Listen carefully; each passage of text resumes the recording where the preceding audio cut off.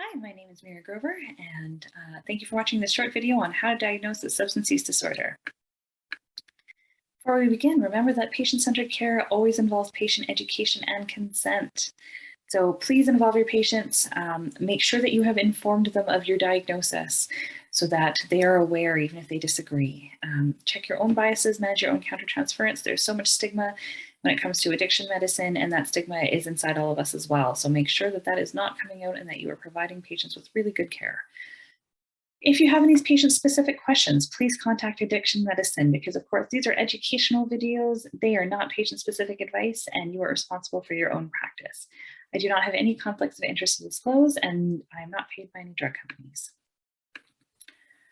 Okay, what is an addiction? So there's tons of different ways to define it. There's an ASAM, CSAM definition, and then we also use the DSM-5 to define substance use disorders. Lots of people have an opinion on whether something's an addiction or not. Patients will have an opinion. Their family members will have an opinion. You'll have an opinion. The nurse that's on will have an opinion. It's your job as the primary provider, so whether you're a physician, nurse practitioner, whoever you are, to know the science and to educate your patients about it.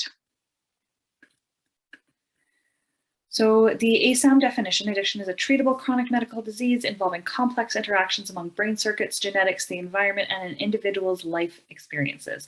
People with addiction use substances or engage in behaviors that become compulsive and often continue despite those harmful consequences. Prevention efforts and treatment approaches for addiction are generally as successful as those for other chronic diseases. So what this means is that this is a chronic illness.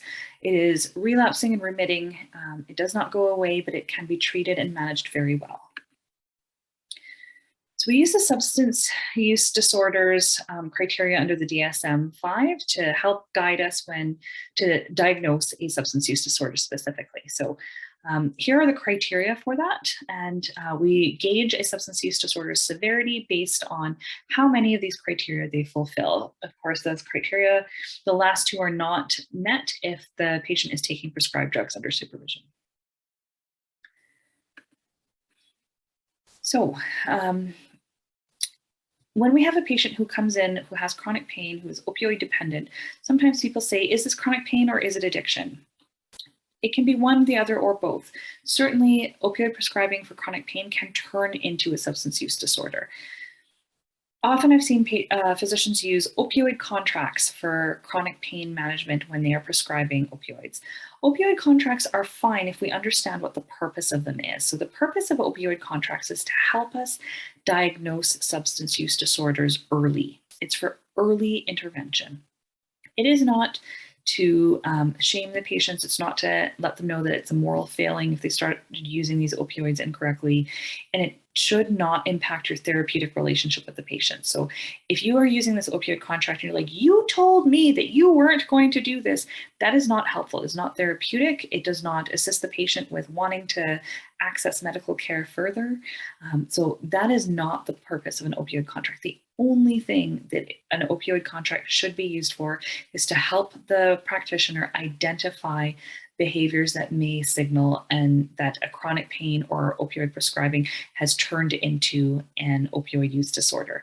Because of course, lots of opioid use disorders begin iatrogenically, so we cause them. So if you suspect an opioid use disorder, the answer is not like, well, you did not follow this contract, so therefore I am cutting off your opioids. We do not cut off prescription opioids. That is a college concern. So the reason we don't cut off opioids is that people then go into withdrawal, which then puts them at high risk of using illicit substances or using unsafely, which puts them at high risk of harms, including up until death from opioid toxicity. So we do not cut off people's opioids. But then what do we do? If we're just like prescribing opioids, the patient's taking them willy-nilly, what do we do? So there are still ways to manage this. My favorite tool is to reduce dispensing frequency. Like, okay, I give you a month's worth and you lost it all on day 2. All right, we're going to go to daily dispensing now. We're going to go to weekly dispensing now, whatever you feel comfortable with. It's a patient I don't know and they show up and they're like, my doctor cut me off, I'm on these opioids. If I don't know them and I don't know their social situation, I don't know the safety of giving them a month's worth of opioids at a time, I will always do daily dispensing, and sometimes I will do daily witnessed dosing at the pharmacy. You can also consider rotating a patient to OAT if you are concerned about an opioid use disorder and they meet criteria for one. Then you can consider rotating them. So something like Suboxone, Methadone, or Arcadian are options. Again, you can't do this without a patient's consent. If the patient is not interested or willing, you cannot cut them off. You cannot rotate them. All you can do is reduce dispensing frequency. Really important, though, that you're not getting into this like head-butting relationship with patients. This is not, that's not therapeutic. That's not going to help them access care.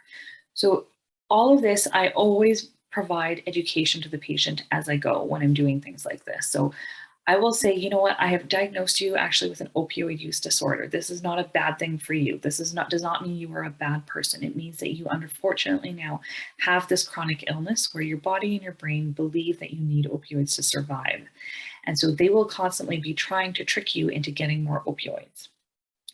It has moved beyond the realm of choice. It has moved beyond the realm of your own moral ability to say yes or no.